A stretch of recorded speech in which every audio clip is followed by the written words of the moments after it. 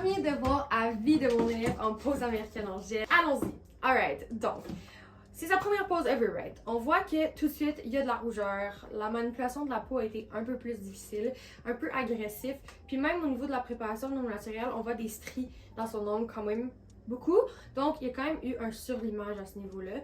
Quelque chose d'autre qu'on aurait pu faire ici en pause américaine en gel, c'est de raccourcir le bord libre.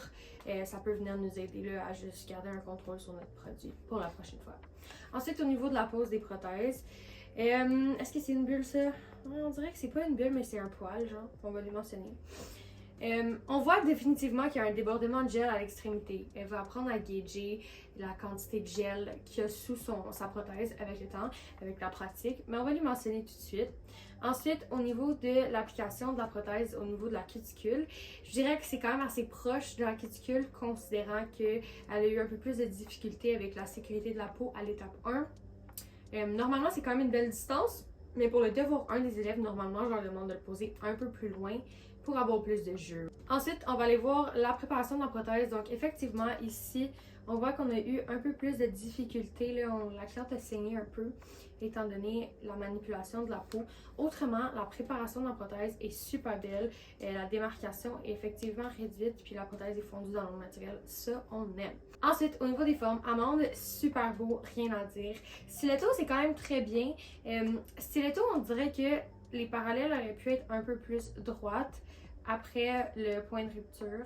Souvent, un stiletto, c'est plus droit que arrondi, fait qu'on va lui mentionner. Ici, au niveau de la ballerine, vraiment bien aussi, là, elle a compris, amande et droit à l'extrémité. Son amande aurait pu rentrer un peu davantage, mais encore une fois, ça, c'est plus une question de style, puis c'est super beau. Ici, par contre, au niveau de son ballerine sur son auriculaire, ballerine n'est pas censé être aussi court. C'est parallèle, aurait dû être rentré davantage. Ça l'aurait fait comme un peu pointu. En ce moment, ce qu'elle m'a fait, c'est genre un petit tapered square. Elle aurait dû faire un ballerine comme ça en théorie. Voilà. Ensuite, au niveau de l'application de la couleur, notre dernière étape, avec notre finition dans le fond, là, super beau reflet. Je les vois ici, c'est vraiment cute. Ça le fait. Ensuite, au niveau ici de l'auriculaire, justement, c'est un peu épais. On dirait que il s'en va comme ça, son ongle, mais c'est parce qu'il y a beaucoup d'épaisseur de vernis à ongles. Fait qu'on va réduire l'épaisseur ensemble à travers la formation.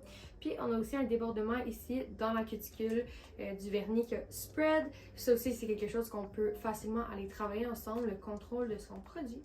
C'est ce qu'on va faire dans ses prochains devoirs. Fait que insane! Vraiment hâte de voir l'évolution de cet élève-là. C'est son devoir 1, sa première pause d'ongle à vie. Fait que ça va être insane de l'avoir évolué.